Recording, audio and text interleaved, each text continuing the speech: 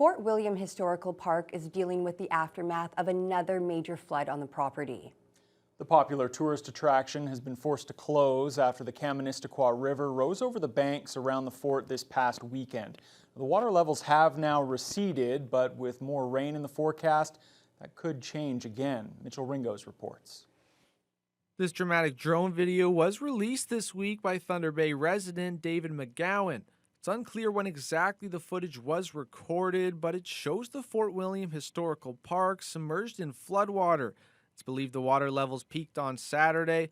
No one from the fort was authorized to do interviews about the situation, but a spokesperson with the Ontario Ministry of Heritage, Sport, Tourism and Culture says the fort started experiencing flooding on its property late last week.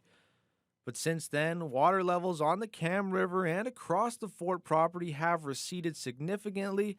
The ministry spokesperson says fort employees are now on site completing the necessary cleanup for the park to reopen, and they look forward to welcoming visitors back very soon.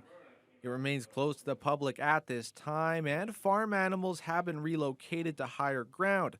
Fort officials are working closely with regulatory authorities, including the Lakehead Region Conservation Authority and Ontario Power Generation, to continue to monitor water levels across the region's watershed. OPG production manager Dwayne Korchak provided an update on the Cam River.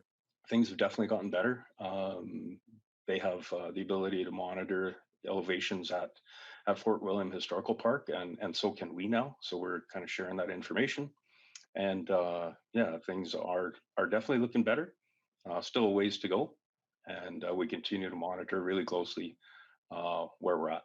The fort was built on a floodplain in 1972 and has flooded at least 5 times since 1977.